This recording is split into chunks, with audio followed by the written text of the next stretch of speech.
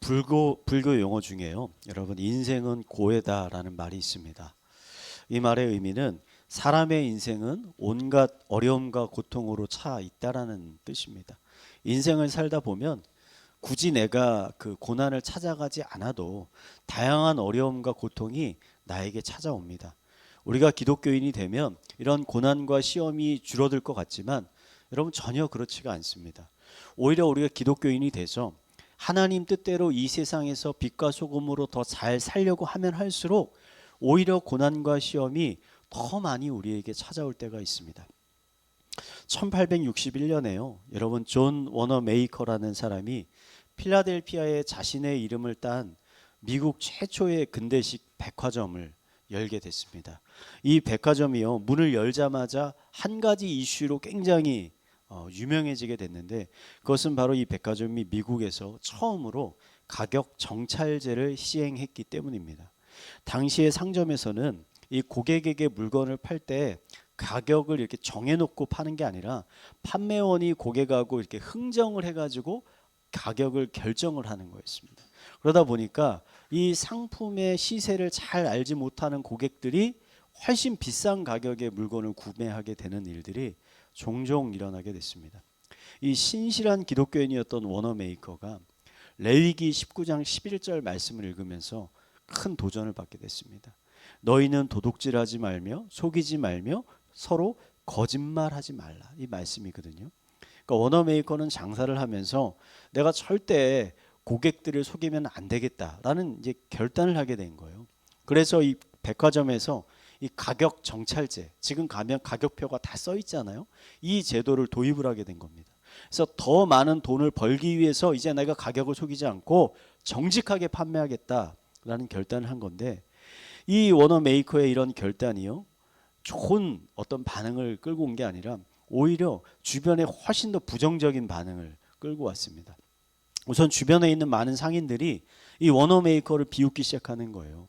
이 가격 정찰제로 물건을 팔면 분명히 이전보다 수익이 줄어들어서 재정적으로 큰 어려움을 겪게 될 거다.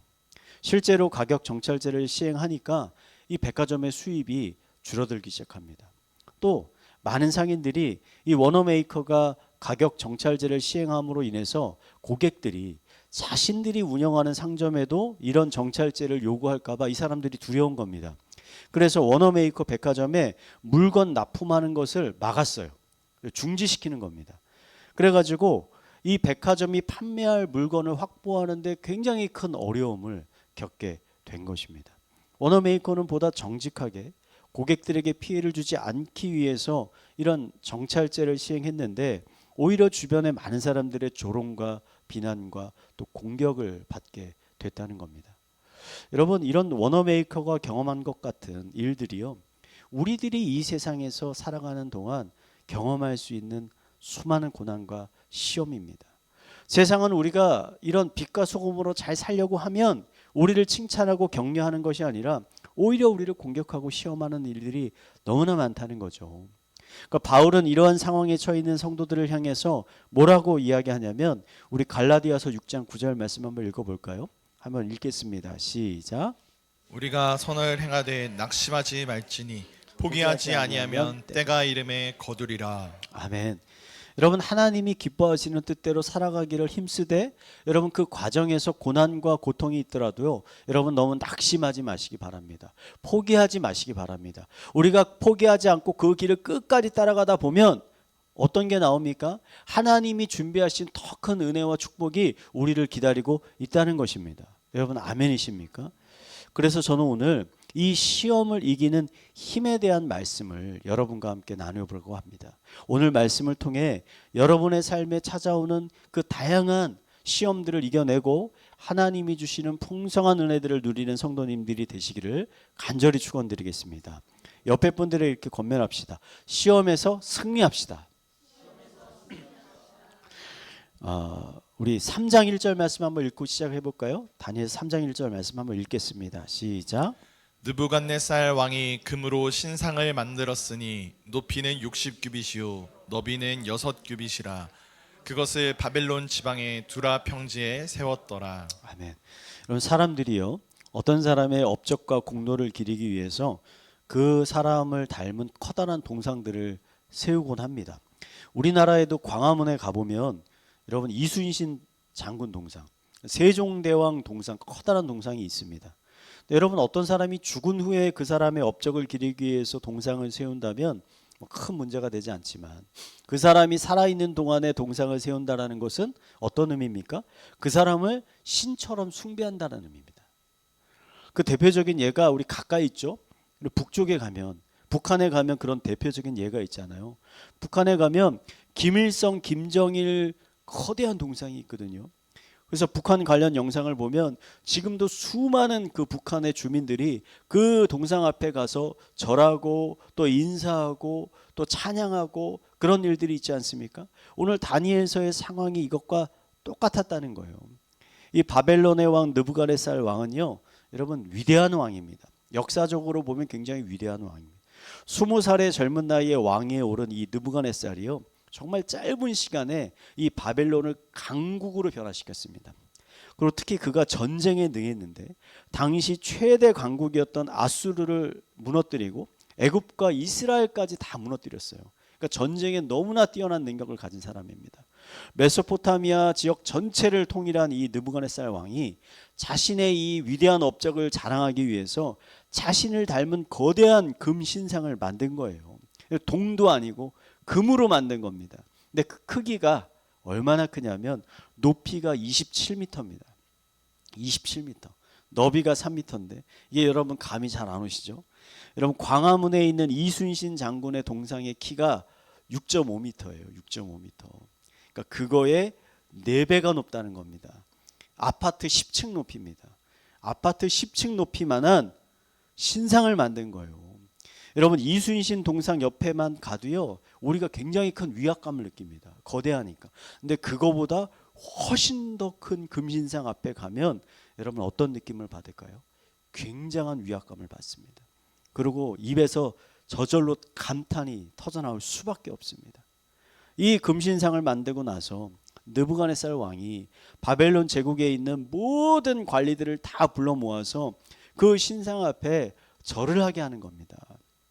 느부갓네살 왕이 이와 같은 행동을 한 것은 이 당시 바벨론 제국의 영토가 너무나 넓었기 때문이에요. 그러니까 이런 넓은 영토를 다스리기 위해서는 뭐가 필요하냐면 강력한 왕권이 필요한 겁니다. 강력한 왕권. 그래서 느부갓네살 왕이 금신상을 통해서 자신을 어떻게 합니까? 신격화하는 거예요. 나는 사람이 아니라 신이라는 거예요. 그래서 신하들에게 자신에 대한 복종과 충성을 그가 강요하고 있는 겁니다.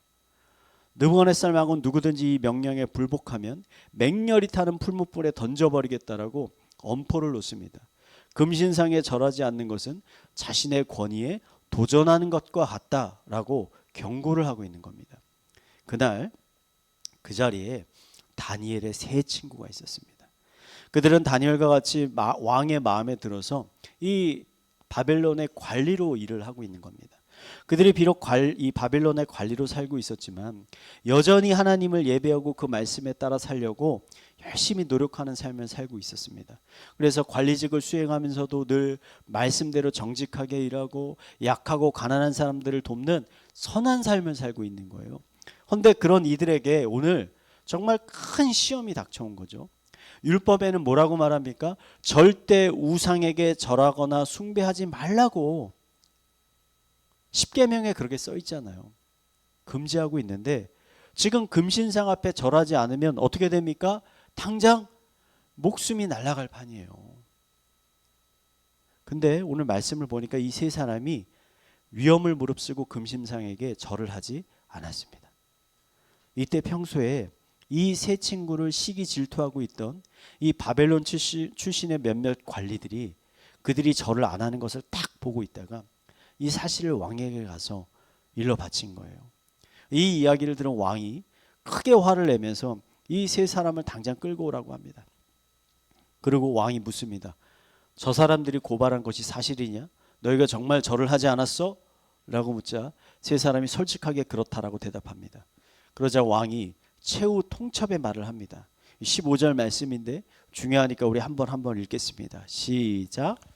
이제라도 너희가 준비하였다가 나팔과 피리와 수금과 사면금과 양금과 생황과 및 모든 악기 소리를 들을 때 내가 만든 신상 앞에 엎드려 절하면 좋거니와 너희가 만일 절하지 아니하면 즉시 너희를 맹렬히 타는 풀무불 가운데에 던져 넣을 것이니 능히 너희를 내 손에서 건져낼 신이 누구이겠느냐 하니. 아멘. 여러분 평소에요 이 다니엘의 세 친구를 아꼈던 왕은요 그들을 당장 죽이기 싫었던 겁니다. 그래서 그들에게 다시 한번 기회를 주는 거예요. 느부갓네살 왕은 자신이 이 정도 말했으면 이 세 사람이 당연히 자신의 말에 복종할 것이라고 생각했을 겁니다. 그 자리에 함께 있었던 수많은 관리들도 비슷한 생각을 했을 거예요. 그냥 이번 한 번만 절하고 돌아가서는 그냥 자신이 믿는 그 신을 계속 믿으면 되지. 굳이 이런 일에 목숨은 걸 필요가 없을 거라고 그들이 생각했을 거예요. 그런데 이 세 사람은 놀랍게도 모든 사람들의 예상을 뒤엎고 단호하게 왕의 명령을 거절합니다. 단호하게 거절해요.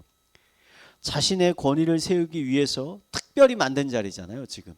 근데 그 자리에서 오히려 왕이 지금 망신을 당하게 된 겁니다. 왕이 너무나 화가 나는 거죠. 아무리 자신이 아끼는 신하라도 이것은 절대 용서할 수가 없는 것입니다. 그래서 병사들에게 풀무불을 평소보다 훨씬 뜨겁게 해라 라고 명령하고는 세 사람을 불길로 던져버렸습니다. 그런데 이때 정말 놀라운 일이 벌어졌습니다. 금방 불에 타서 죽을 것 같았던 세 사람이 그냥 불길 속에서 멀쩡히 걸어다니고 있는 거예요. 거기다가 천사처럼 보이는 한 사람이 그들과 함께 있어서 그 사람들을 보호해주고 있는 것 같은 거예요. 깜짝 놀란 왕이 세 친구를 풀무불에서 나오라고 불렀습니다. 세 친구가 왕의 부름을 받고 딱 나갔는데 더 깜짝 놀랄 일은 그들이 어느 하나 불에 탄 흔적이 없는 거예요. 머리카락 하나 불에 타지 않았습니다. 이것을 보고서 왕이 깨닫게 되는 거죠. 아, 이것은 전능하신 하나님의 역사가 아니고서는 일어날 수 없는 일이구나. 지금 기적이 일어난 거구나 라는 것을 깨달았어요. 그러고서는 놀라운 고백을 합니다. 우리 3장 28절 29절 말씀 한번 읽겠습니다. 시작. 사드락과 메삭과 아벳느고의 하나님을 찬송할지로다. 그가 그의 천사를 보내사 자기를 의뢰하고 그들의 몸을 바쳐 왕의 명령을 거역하고 그 하나님 밖에는 다른 신을 섬기지 아니하며 그에게 절하지 아니한 종들을 구원하셨도다.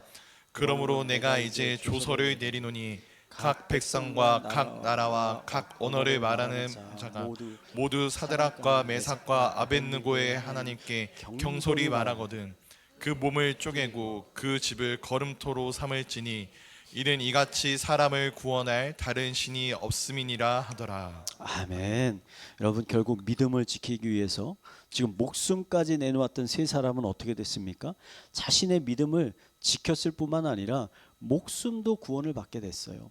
그리고 오히려 많은 사람들 앞에 하나님께 영광을 돌리게 됐어요. 하나님의 영광이 드러났다는 겁니다. 여러분 이야기로 보면 너무나 아름다운 해피엔딩입니다. 근데 제가 오늘 본문에서 주목해서 살펴보고자 하는 부분은 뭐냐면 이 세 사람이 어떻게 이 불같은 시험을 이겨낼 수 있었는가 하는 거예요. 그들의 안에 무엇이 있었기에, 다른 사람과 무엇이 다르기에 세 사람이 오늘과 같이 불같은 시험을 이겨낼 수 있는 이유는요, 그들이 뭘 소유했냐? 믿음을 소유했기 때문에. 믿음. 에베소서 6장 16절 믿음에 대해서 이렇게 고백합니다. 한번 읽어볼까요? 읽겠습니다. 시작. 모든 것 위에 믿음의 방패를 가지고 이로써 능히 악한 자의 모든 불화살을 소멸하고. 자, 사도 바울은 믿음을 뭐로 묘사합니까? 방패로 묘사한 방패. 믿음이야말로 모든 시험과 모든 공격에서 승리할 수 있는 유일한 무기라고 지금 고백하는 거예요. 세 사람이 가지고 있던 믿음은 여러분 어떤 믿음입니까? 저는 이 믿음을 어떤 믿음이라고 부르고 싶냐면 온전한 믿음이다. 여러분 믿음인데 어떤 믿음? 온전한 믿음을 가지고 있어요. 왜냐하면 세상에는요 유사 믿음, 짝퉁 믿음, 왜곡된 믿음들이 너무나 많이 있습니다. 이런 잘못된 믿음 중에서 우리가 가장 많이 볼 수 있는 것이 내가 원하는 것이 다 이루어질 거라고 착각하는 헛된 믿음. 기독교인들이 이런 헛된 믿음이 정말 많아요. 제가 지금 준비하는 사업이 꼭 성공할 거라고 저는 믿습니다. 제가 기도하는 대학에 반드시 들어갈 거라고 저는 믿습니다. 제가 바라는 아파트 이번에 청약 넣는데요, 저거 경쟁률 1000대1이라도 제가 될 거라고 꼭 믿습니다. 이런 식의 믿음, 여러분, 이런 식의 믿음은 성경이 말하는 믿음이 아닙니다. 심리학에서 말하는 자기 확신이나 자기 최면이에요. 내가 잘 될 거라고 최면을 거는 거예요, 자신에게. 여러분, 성경 어디에도 하나님이 우리가 원하는 것을 다 무조건적으로 들어줄 거라는 말씀, 약속의 말씀 없습니다. 그런데 우리들은 너무나도 이런 것에 쉽게 이런 것을 믿음이라고 착각을 하고 살아가는 것입니다. 그렇다면 성경이 말하는 정말 온전한 믿음은 뭐냐? 온전한 믿음. 3장 17절 18절에 그 온전한 믿음이 있어요. 우리 한번 성경 말씀 읽어보겠습니다. 읽겠습니다. 시작. 왕이여, 우리가 섬기는 하나님이 계시다면 우리를 맹렬히 타는 불뭇불 가운데서 능히 건져내시겠고 왕의 손에서도 건져내시리이다. 그렇게 하지 아니하실지라도 왕이여, 우리가 왕의 신들을 섬기지도 아니하고 왕이 세우신 금신상에게 절하지도 아니할 줄을 아옵소서. 아멘. 여러분, 이 말씀은요, 온전한 믿음에 뭐가 필요한지 두 가지 요소를 가르쳐주고 있어요. 두 가지 요소가 필요해요. 첫 번째 요소는 뭐냐면, 하나님은 우리가 현재 겪고 있는 모든 문제와 어려움을 해결하실 수 있는 능력을 가지고 계신 분이라는 믿음이 필요합니다. 그래서 우리가 다른 누군가를 의지하는 것이 아니라 오직 하나님만 의지한다면 우리의 그 문제가 해결받을 수 있다는 것을 우리가 굳게 믿어야 하는 거예요. 하나님이 내가 간구하는 것을 다 해줄 거라고 믿는 게 아니라 다 해주실 수 있는 능력을 가지고 계신 분이라는 사실을 믿는 것, 이것이 매우 중요합니다. 온전한 믿음의 두 번째 요소는 뭐냐면 더 중요합니다. 하나님의 성품을 이해하고 신뢰하는 게 필요합니다. 18절에서 새 친구는 왕에게 어떻게 말합니까? 하나님께서 자신을 풀무불에서 구원해 주시지 않더라도 뭐라고 말합니까? 우리는 하나님을 배신하지 않을 것입니다 라고 고백하잖아요. 여러분, 어떻게 이들이 이런 고백을 할 수가 있습니까? 그것은 그들이 하나님의 성품을 깊이 이해하고 신뢰하고 있었기 때문이에요. 성경은 하나님의 성품에 대해서 어떻게 정의하고 있습니까? 우리 출애굽기 34장 6절 말씀 한번 읽어볼까요? 읽겠습니다. 시작. 선포하시되 여호와라 여호와라, 자비롭고 은혜롭고 노하기를 더디하고 인자와 진실이 많은 하나님이라. 아멘. 하나님은 스스로를 어떻게 고백하십니까? 스스로를 자비롭고 은혜롭고 인자와 진실이 많은 분으로 스스로를 지금 증거하고 계시는 거예요.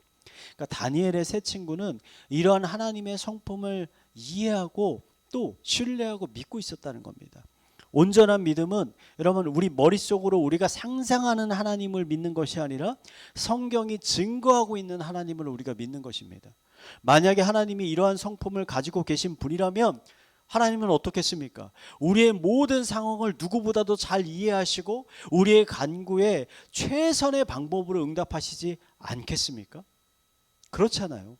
그래서 새 친구는 그리하지 아니하실지라도 우리는 하나님을 배신하지 않고 하나님을 끝까지 따르겠습니다. 지금 내 기도가 들어주지 않더라도, 하나님 내 기도에 응답하시지 않더라도 하나님은 여전히 선하시고 신실하심을 우리가 알기 때문에 나는 하나님을 따르겠습니다 라고 고백하는 겁니다. 여러분, 하나님이 전능하신 능력을 가지고 계시다, 하나님은 자비한 성품을 가지고 계시다, 이 두 가지를 다 믿는 것이 바로 온전한 믿음이라는 거예요. 여러분, 이 두 가지 중에요, 한 가지라도 없으면 어떻게 되는 줄 아십니까? 믿음이 제대로 작동하지가 않아요. 이게 일종의 마차의 두 개의 바퀴와도 같습니다. 여러분, 바퀴 하나가 빠지면 어떻게 됩니까? 마차가 달릴 수가 없어요. 만약에 하나님의 능력에 대한 온전한 신뢰가 없다면 어떻게 됩니까? 시험과 어려움과 고난이 찾아왔을 때 우리가 하나님을 의지하지 않겠죠. 세상에 다른 사람들을 쫓아가지 않겠습니까? 돈과 명예와 권력을 쫓아가지 않겠습니까? 반대로 하나님의 자비롭고 선하신 그런 성품을 가지신 분이라는 것을 우리가 알지 못한다면, 믿지 못한다면 어떻게 됩니까? 우리의 기도가 응답되지 않으면 금방 실망하고 하나님을 원망하고 기도하는 것 자체를 그냥 포기하게 되는 거예요. 그래서 이 두 가지가 다 필요하다는 겁니다. 온전한 믿음에. 그렇다면 마지막으로 다니엘의 세 친구는 어떻게 이런 온전한 믿음을 갖게 됐을까? 이게 더 중요합니다. 여러분 영어 공부에는 왕도가 없다라는 말 들어보셨죠? 처음 듣습니까? 네. 한국에서 공부하신 분들은 다 아실 텐데 여러분 영어 공부에는 왕도가 없다는 말 들어보셨을 거예요. 여러분 영어를 잘하기 위해서는 꾸준히 노력하는 방법밖에 없다는 거잖아요. 근데 여러분 믿음에도 왕도가 없습니다. 믿음에도 왕도가 없어요. 우리는 종종 수련회 같은 곳에 가서 기도원에 가서 큰 은혜 받으면 뭔가 받으면 갑자기 놀라운 큰 믿음이 생겨날 수 있다라고 착각을 합니다. 여러분 이것은 큰 착각입니다. 그것은 마치 뭐와 같냐면 여러분 지금 장작이 타고 있는 캠프파이어가 있어요. 여러분 거기다가 기름을 부으면 어떻게 됩니까? 기름을 부으면 불길이 갑자기 2배, 3배로 확 타오릅니다. 그죠? 그러면 갑자기 보면 야, 이 불길이 엄청 커졌다 이렇게 생각하죠? 근데 조금 지나면 어떻게 됩니까? 원래 모습으로 들어가요. 기름을 부어서 잠시 그게 더 큰 불처럼 느껴지게 된 거예요.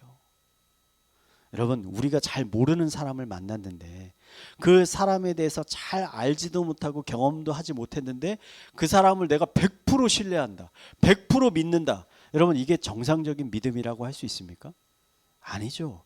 오히려 경솔한 짓이라고 볼 수 있는 것이죠. 우리가 어떻게 해야 그러면 온전한 믿음을 얻을 수 있는가? 여러분 시간을 내야 돼요. 시간을 노력을 해야 돼요.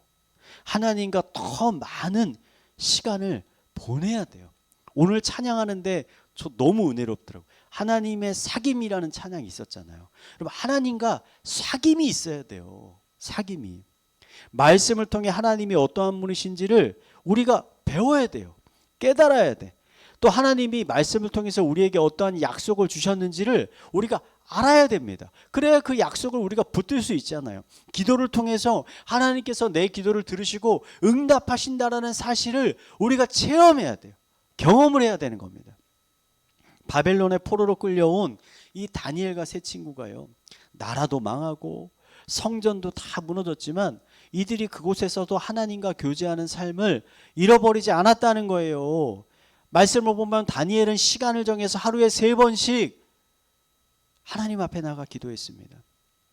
왜냐하면 하나님이 이스라엘에만 계신 게 아니라 여전히 바벨론에서도 자신들과 함께하고 계시다라는 것을 그들이 믿고 있었기 때문이에요. 성경을 보면 다니엘과 세 친구가 10대 나이에 포로로 끌려왔거든요. 근데 이때는 아마 40대 정도 나이가 됐을 겁니다. 이미 그들이 바벨론 땅에서도 20년 이상 매일매일 하나님과 동행하는 삶을 살고 있었다는 겁니다.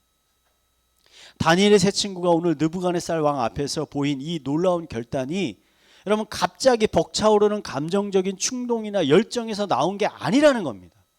그런 게 아니에요. 평소에 차곡차곡 쌓은 하나님과의 그 만남과 교제를 통해서 그 마음속에 믿음이 쌓인 거예요. 그 믿음의 열매가 비로소 거기서 드러난 겁니다. 여러분 현대 금속 과학이 발달하기 전에 과거 세대에 세계에서 가장 강력한 검이 뭐였냐면 현재 시리아 지역에서 제조되는 다마스커스 검이라는 검이 세계 최강의 검이라고 합니다. 그러니까 이 검이 최강인 이유는 강도도 강하고 유연성도 강해서 절대로 부러지지 않아요. 최강의 검입니다. 근데 이 강력한 검이었기 때문에 제조 과정이 쉽지가 않습니다. 어떻게 제조하냐면 장인이 우선 쇠를 불에 달굽니다. 어느 정도 달구면 쇠를 꺼내요.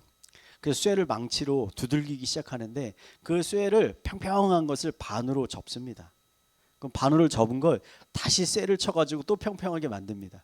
그러면 그것을 또 반으로 접어서 또 두들깁니다. 이 과정을 몇 번을 하냐면 100번에서 300번을 한다고 합니다. 놀랍죠? 2-3번 하는 게 아니에요. 이걸 100번에서 300번을 해야 그 다마스커스 검이 나온다는 거예요. 이 고된 과정을 거쳐야 어떠한 검보다도 강력한 강도와 유연성을 가진 최강의 검이 탄생한다는 거예요. 여러분 저는 우리의 믿음이 쌓여가는 과정이 이 검을 만드는 과정과 비슷하다고 생각을 합니다. 여러분 명검이 하루아침에 만들어지지 않듯이 여러분 좋은 믿음, 위대한 믿음이요 절대로 하루아침에 만들어지는 것이 아닙니다. 여러분 교회를 오래 다녔다 그래서 여러분이 지금 단련되고 있는 게 아니에요. 자동적으로 내 믿음이 하나하나 쌓여가는 게 아니라니까요. 정말 착각입니다. 정말. 매일 말씀과 기도를 통해서 살아계신 하나님을 만나고 또 그 하나님을 경험할 때, 또 수많은 고난과 고통 가운데 내가 하나님을 의지하고 찾고 간구할 때, 하나님의 놀라운 역사를 내가 하나하나 경험할 때, 그때마다 우리의 철이 하나하나 접히는 거예요. 믿음의 철이 하나하나 접혀요. 그래서 나중에는 어떻게 됩니까? 세상의 어떠한 공격도 막아낼 수 있는, 어떠한 장애물도 잘라낼 수 있는 강력한 믿음의 검이 세상이 감당할 수 없는 그런 믿음의 검으로 우리가 만들어지는 것 아닙니까? 욥이 이러한 믿음에 관해서 이렇게 고백했습니다. 욥기 23장 10절 말씀 한번 읽어보겠습니다. 읽겠습니다. 시작. 그러나 내가 가는 길을 그가 아시나니 그가 나를 단련하신 후에는 내가 순금같이 되어 나오리라. 아멘. 순금. 여러분 요새 금값 너무 비싸죠? 제일로 귀한 게 요새 금 아닙니까? 여러분 귀한 것은요 결코 쉽게 얻어지는 것이 아닙니다. 쉽게 만들어지는 것이 아닙니다. 수많은 단련과 훈련의 과정이 필요한 것입니다. 하지만 그 과정을 우리가 통과하면 그 끝에는 늘 놀라운 축복과 은혜가 우리를 기다리고 있다는 것입니다.